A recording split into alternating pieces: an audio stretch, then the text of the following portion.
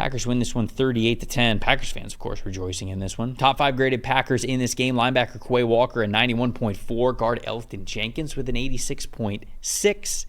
Running back Josh Jacobs, an 86.3. Cornerback Javon Bullard, the rookie, an 84.9.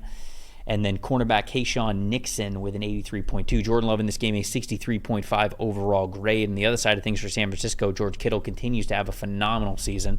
90.7 overall grade. Offensive tackle Jalen Moore with an 81.7. Cornerback Diamador Lenore, 69.6. Safety Malik Mustafa is 69.3. Safety Jair Brown right after him, rounding out the top 5 with a 63.8. No Brock Purdy in this game. It was Brandon Allen, 47.8 overall grade. Sadly told the story, Dalton. It's not even really a stat, and you mentioned Brock Purdy, but I think we just need to go over all of the guys that are not on the field for the Niners in this game. Fair.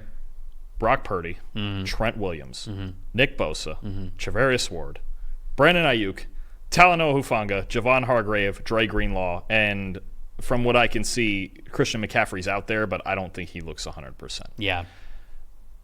The Niners can't win without. That's your football team. That's your whole football team. Without the voice crack. That's your football team. Other than Debo and Kittle out there and Fred Warner, who, I mean, with no defensive. Some of the names they're putting out there on this defensive line, you're talking about like late picks and undrafted guys that are playing significant snaps for them.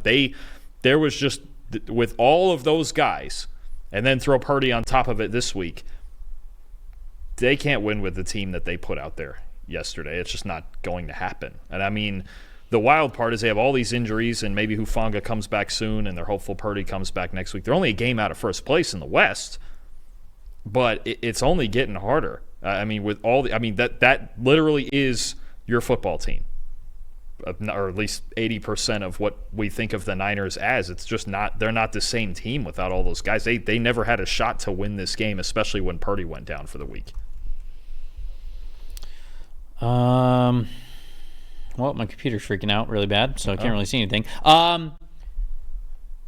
Penalties? You wanted to talk penalties? Yeah, I think the penalties are obviously a big deal. Like, we got to talk about them. This is another team that was just, it was littered with penalties. Like, that was the story of the game for the 49ers outside of the injuries. You don't even have the identity of your football team out there with all those players gone. So, the guys who are then out there competing, they're making mistakes. So you're compounding all this stuff. You don't even have a quarterback. It was never a game that it felt like the 49ers were going to win. But now they're sitting here and they're 5-6. They lose every single tiebreaker against all of their divisional opponents. So at the very best, maybe you could go on a streak here and tie them up. But even then, like, you might lose some tiebreakers against them. You have to be healthy. Right now, this version of the Niners isn't better than any of them either. This is the problem, is we're sitting here thinking about the 49ers because they're the 49ers, but you mentioned it. You talk about, okay, before the season we thought this was a primetime game. Well, it's not when one team has their team and the other one doesn't. Mm-hmm. And the Niners are rolling like this every week. We don't know who's playing next week or not. And look, the injury bug gets a couple teams every year, and the Niners right now are number 1 on the list. But 9 penalties, 77 yards in this game.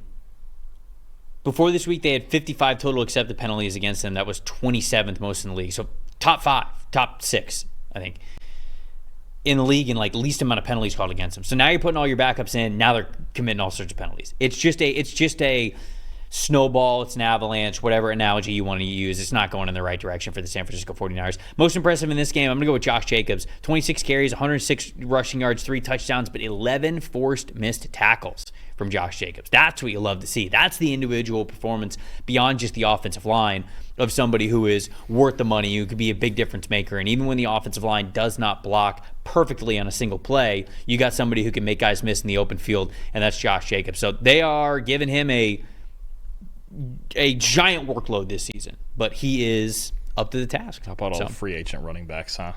Henry, Barkley, not bad. Jacobs. Wow.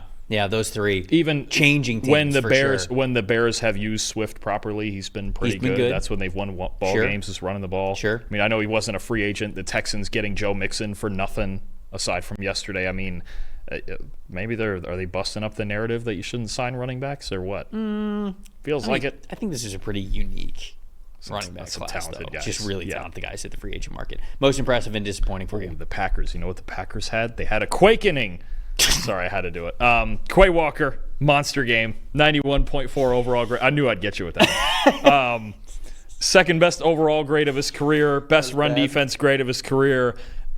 They just took for granted that the Niners weren't going to throw the ball a whole lot, so he went and teed off up front. He was flying to the football, I think, better than I've ever seen him.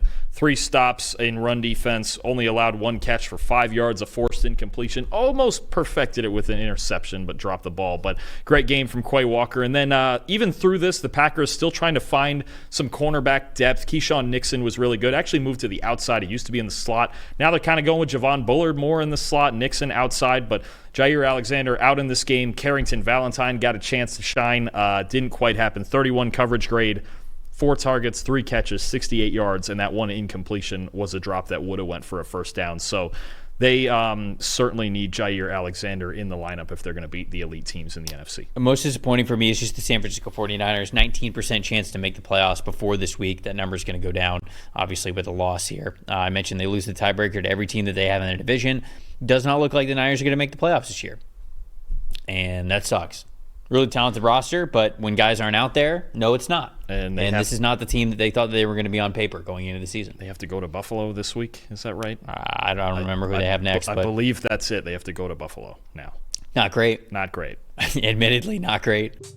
Thanks for watching, everybody. Make sure you like and subscribe the video. And if you don't have a PFF Plus subscription, you can get one to see all the premium stats that we talked about here on the show, plus the expert betting and fantasy advice over at subscribe.pff.com. The description is also right below, so if you are not a PFF Plus subscriber, you can become one today.